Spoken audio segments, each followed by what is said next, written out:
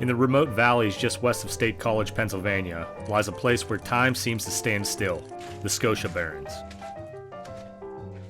Once a cradle of industry, now a haunting wilderness filled with crumbling relics and whispered legends.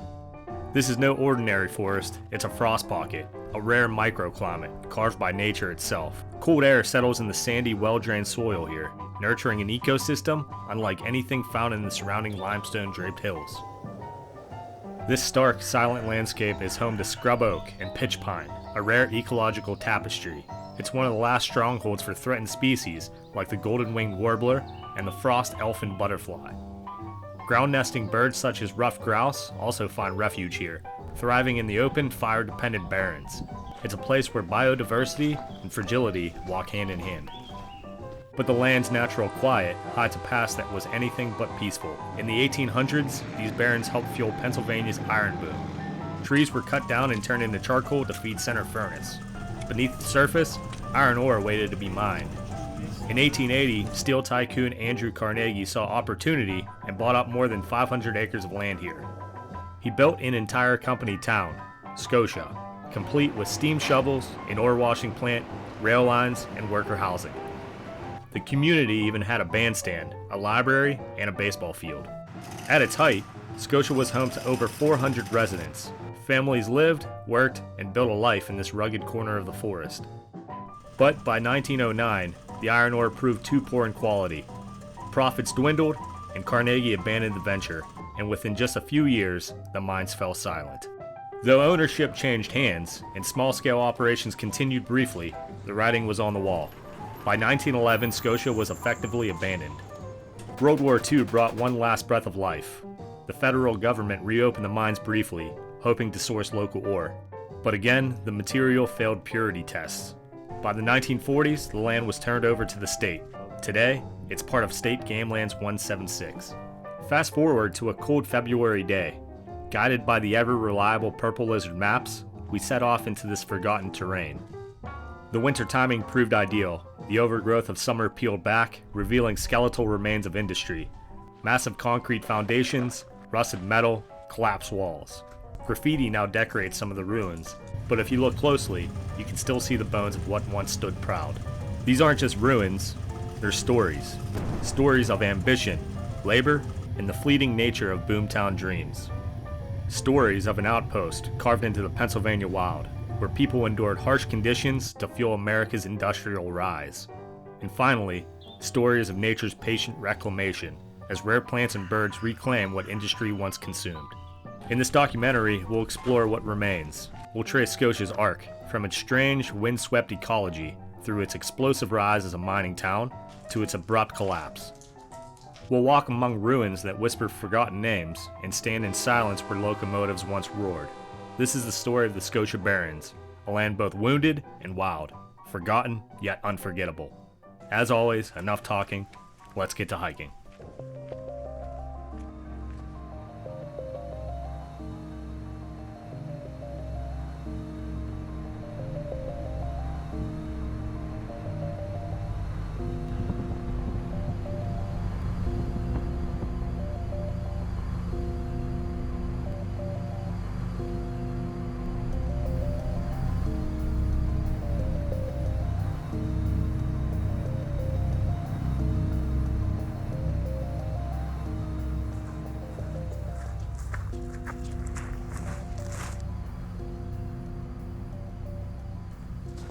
Alrighty, well, welcome back to an all-new episode of Maxim Outdoors, and as you've seen in the intro, we are here in a pretty unique area of Pennsylvania, just outside of State College here in Center County. In this episode, we're going to be exploring none other than the Scotia Barrens. Vinny is waiting for me back in the parking lot. I'm going to meet up with him, and we're going to be hiking about 6 miles today, and the ultimate goal is to find as many of these old ruins from the 1800s as well as the World War II era. So I'm going to get back to the truck, get my bag on, and we'll be talking a little bit more about this very unique special area here in Pennsylvania. So let's go get the bags on, and we'll try to find the trail. This area is very confusing. There's trails crisscrossing pretty much everywhere you look.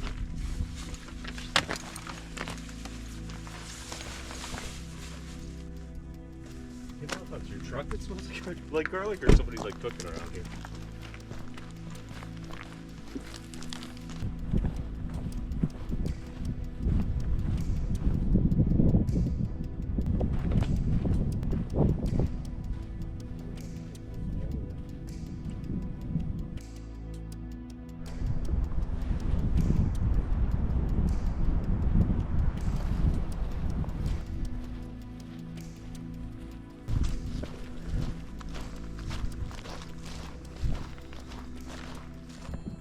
All right, just a little trail update. Hasn't been too bad so far trying to navigate through the game lands here. As you can see, we are following along this old power line, pretty much parallel with the main road coming into the game lands here. I just figured I would touch upon some of the brief history here if you weren't paying attention in the intro. So Scotia Barrens, where did they get their name? Well, Scotia was named after the ghost town that was formerly here. And we'll be trying to find some of the ruins, named by Andrew Carnegie after his native land of Scotland. And the Barrens, part of the Scotia Barrens, comes from the unique area here up in central Pennsylvania. As you can see, it is pretty barren. The soil here is not the best. It's very sandy, making plants and trees difficult to grow here. You will see a lot of pitch pines and scrub oaks, as you can see all around me. But that is the basic premise of where the Scotia Barrens get their name from. So we're going to keep following along this power line, and eventually we will meander our way up to where the town of Scotia once stood, that had a population of 400 people back in the 1880s, and eventually by 1911 everybody up and left, and it was a ghost town. So we'll talk a little bit more about that once we get there. But yeah, beautiful morning, late February, like I said. And yeah, it's good to be out again. Thanks for joining me.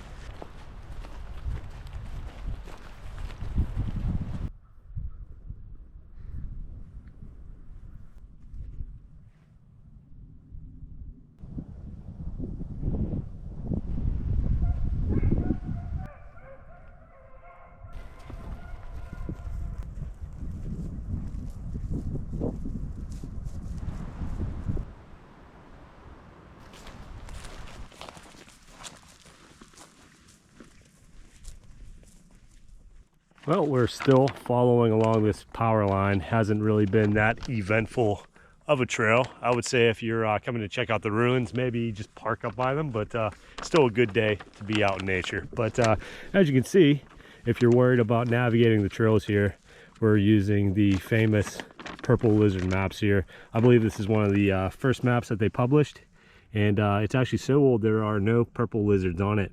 But if you flip it over, you will notice that they have the historical map from when this was a thriving industrial area. And it also gives you some pictures of the ruins that we'll potentially be seeing today. So yeah, a little shout out to Purple Lizard Maps here as we navigate this pretty uneventful trail. So hey, but we're having fun out here. We almost got shot a couple times, but that's life on the trail for you.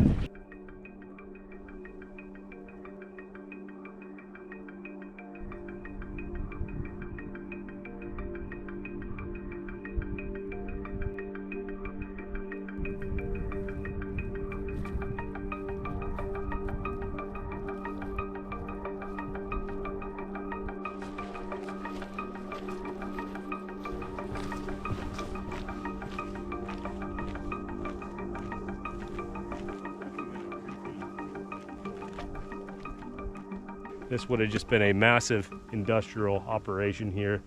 This area would have been heavily mined, pits dug all throughout the land here.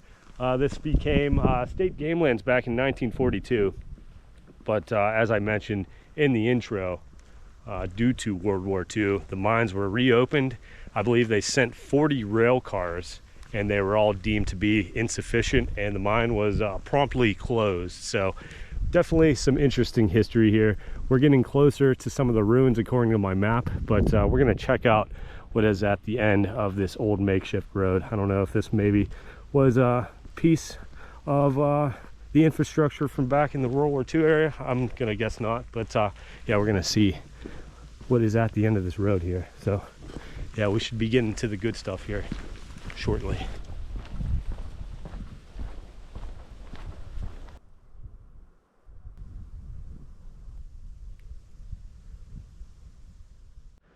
Well, not quite what we were expecting at the end of the old creepy road.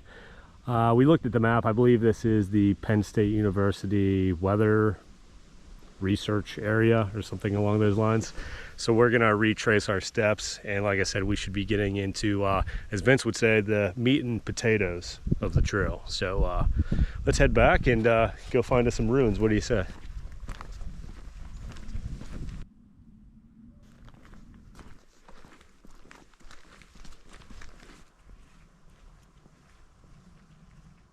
All right, well, we just got done doing a little bit more road hiking. This is Scotia Range Road, the road that we came in on this morning. We're gonna cut through this parking area and jump onto a new trail here. But I mentioned the rail lines that came through this area earlier in the video, but you can tell right in this area here, there was probably 3 sets of rails that came through to help with the lumber industry, as well as carrying ore in and out of the mines here within the Scotia Barrens. But just wanted to show you this real quick look at where the rail line would have went through.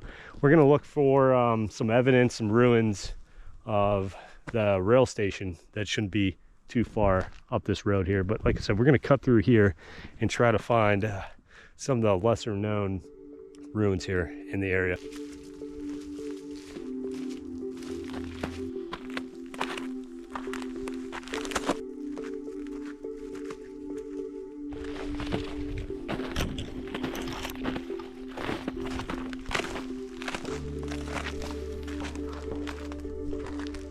Gunshots going off all around us. We should be getting close to the ghost town of Scotia here momentarily, if we don't fall in this icy path.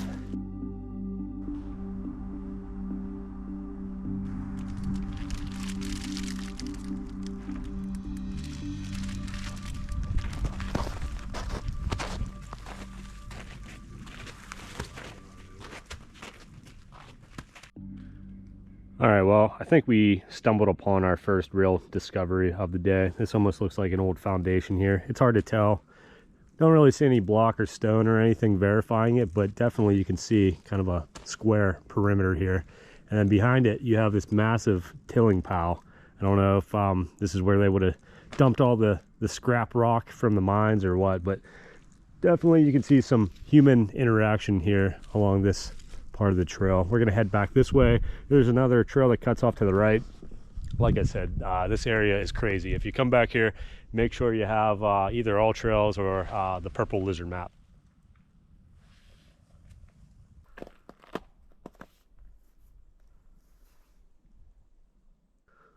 All right, well, it looks like the trail is going to take us right on through what I'm calling these old tilling piles here. And as I mentioned earlier, the town of Scotia had a population of nearly 400 folks. They even had their own baseball team and their own band, believe it or not. But yeah, just think of the manpower it would have taken to basically build these hills out of all the spoils and rock and stone that were hauled out of the mines here within the Barrens. Pretty crazy to think. But yeah, we're gonna continue on here. I just wanted to show you an up close and personal look at some of these tilling piles that are definitely not natural.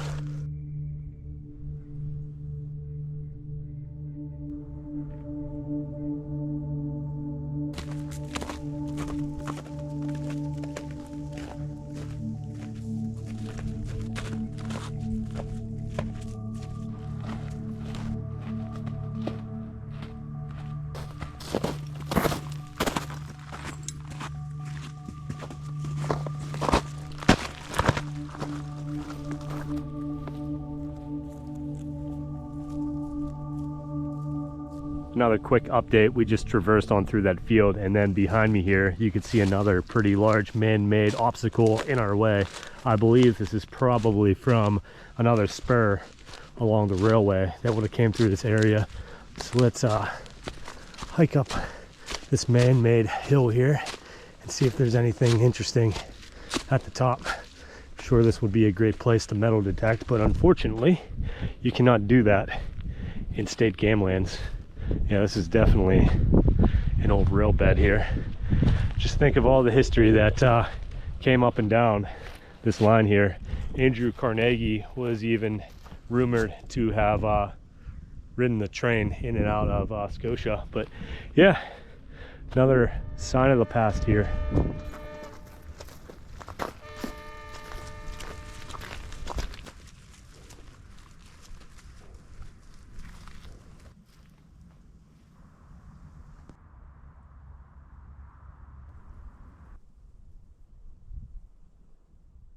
Well, just a stone's throw away from that old rail line that we were following, you could see some remnants and old structures strewn about the woods here. Plenty more tilling piles, and then I will pan you around to the right. You can see Vinny off in the distance there, overlooking what we believe is one of the old ore ponds. He's actually standing on a piece of, it looks like concrete that they probably would have used back in the World War II era. And you get our first view of 10 Acre Pond off in the distance as well. This would have been almost like the hub of the industrial area. And here we are, a closer look at one of the many ore ponds that are scattered throughout the Scotia Barrens. We do have a working theory on why they use these ore ponds. You want to take a little stab at it? From what I read, that they dug these ore ponds so that they would flood. So whenever they dug up the ore, they could have enough water to wash the ore out. The structure we're standing on, I would guess, is probably at one point for some sort of pump that they would use to pump the water out and then fill up some sort of, whether it was a train car or whatever, to actually bring it to where they needed to actually wash the ore. I'm sure somebody else out there will know a little bit more than we will, but feel free to comment if you know any better. There's another legend that whenever the miners were down here digging, there were supposedly some folks that unfortunately got trapped in these ponds and drowned. So another interesting bit of history here out in the Scotia Barrens. So we're gonna hike up towards 10 Acre Pond and start our loop back towards the truck. But yeah, I think we're about to run into some of the cooler structures and ruins here along this hike. So let's take a look.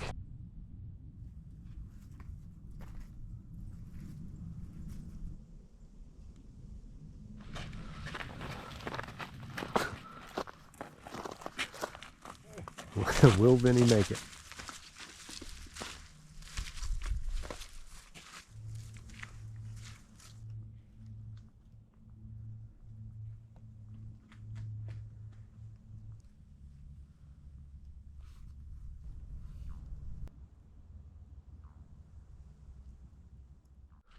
Well, here's a close-up look at 10 Acre Pond, and just behind me here we found these old supports. Not really a lot of information on them, but as you can tell, they were definitely used for some sort of operation out here. But they're still standing to this day. Not sure if these were from the World War II era or if these date back to Andrew Carnegie's time here out in the Scotia Barrens.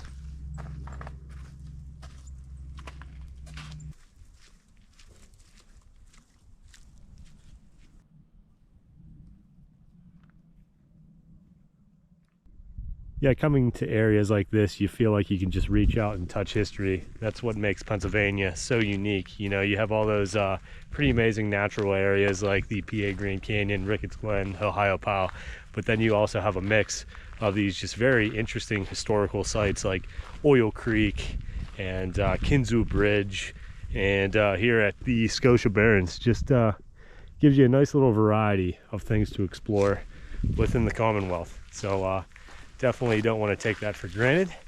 We're going to head up here and start our loop on back. You can see the road just across from us here, as well as another ore pond. But yeah, great day. Like I said, end of February.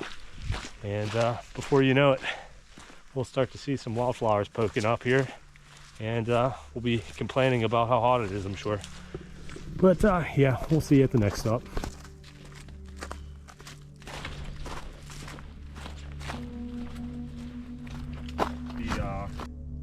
Hopper thing? Yeah.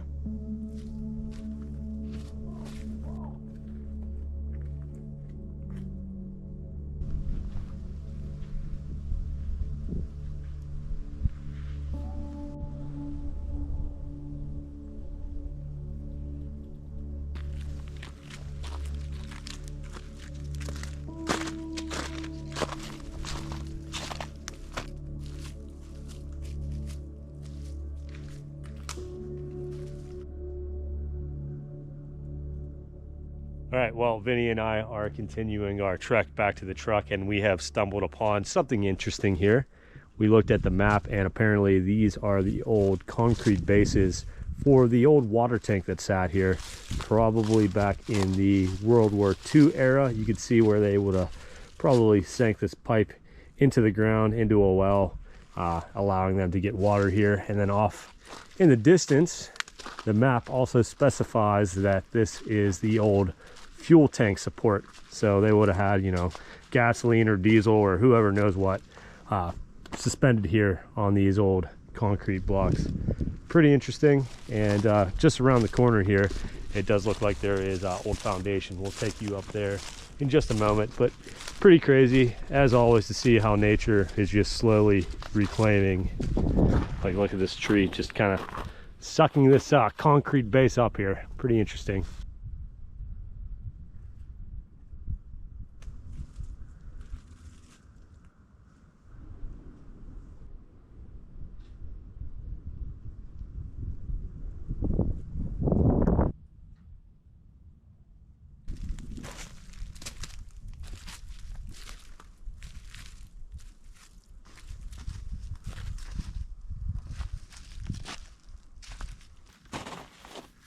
It's almost like a ceramic. Like the traditional slab. Yeah.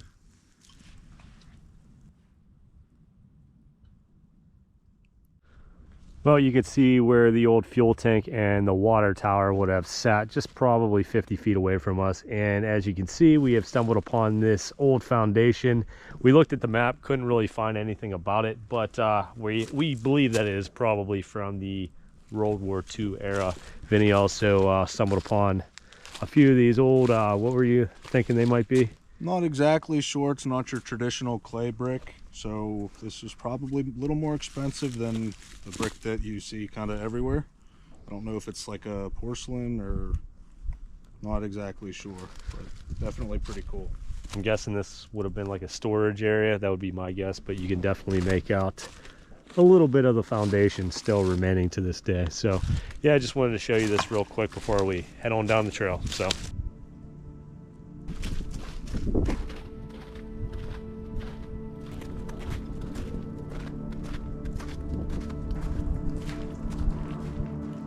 Hopper foundation concrete ruins. And this was the hopper, and then it probably went from here to the washer, which was over there.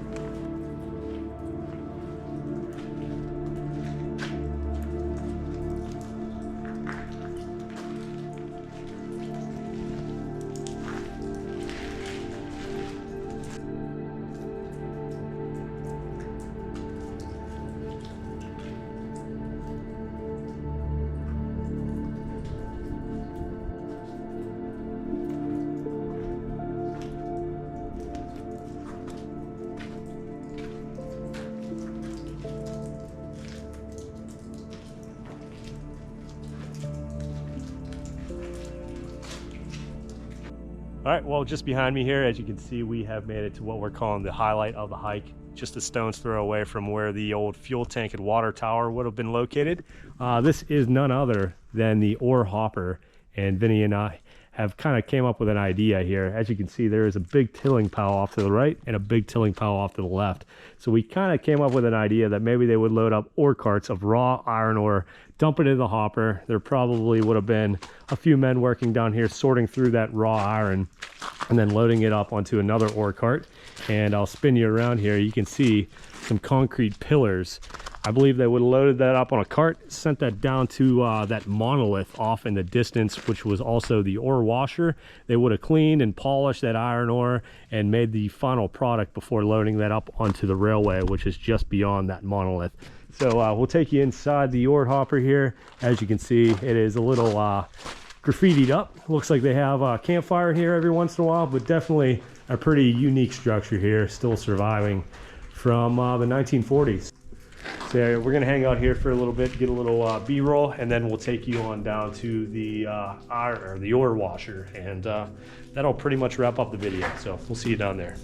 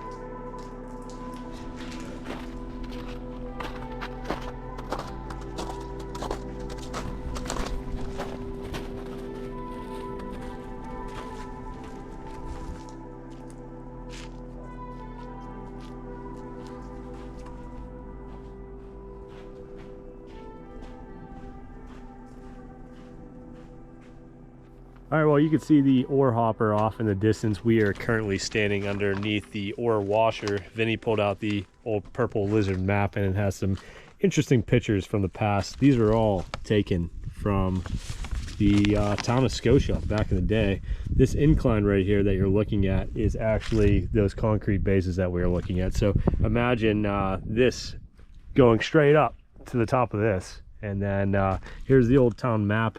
You can see the ore crusher, as well as a few of the old houses, the company store. It does look like there are some foundations off in the distance there, but definitely some very cool pictures on the Purple Lizard map. So if you're ever thinking about coming up to this area, check out Purple Lizard. But yeah, one more look at the ore washer up close and personal. I'll take you on through, and then I think we're gonna go and check out the ruins off to the right, and that'll wrap up this video. Fun day. Very cool. Well, you can see the washer off in the distance there, and it seems the deeper we get, the more and more we keep finding. Not really sure what this structure is. I'm not sure if this has something to do with the incline that we've seen or we were talking about earlier. Vinny said, mentioned something about a boiler, I believe, right? Yeah, on the map it says boiler. But this is a really big structure. It must have been a pretty big boiler, I'm guessing. And then we have some more concrete off to the left, including off to the right, you have this pit as well. So we just keep stumbling upon more and more of these old ruins out here. Vinny also thinks that the house foundations are across the road, which the road used to be the railway, so that would make sense. But yeah, ruins everywhere you look out here.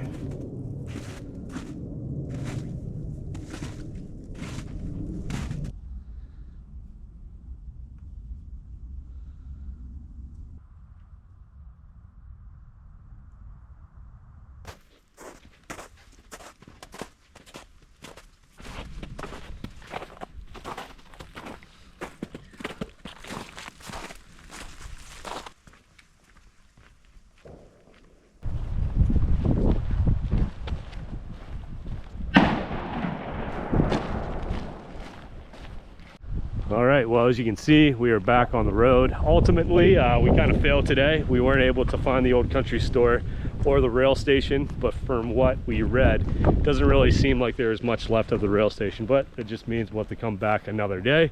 So yeah, we'll be wrapping things up here. We got about 2 miles to get back to Vinny's truck. Just wanted to say thank you to everybody that tunes in each and every week. Big shout out to all the Patreon supporters allowing me to do these crazy trips as often as I do. So yeah, we're going to continue on down the road here. If you have any other suggestions for some abandoned areas or ruins to check out, leave me a comment down below. Vinny and I signing out. Any last words? Thanks, Maximum Outdoors, for letting me tag along. Make sure you like this video and hit that subscribe button. All right, we'll see you next week.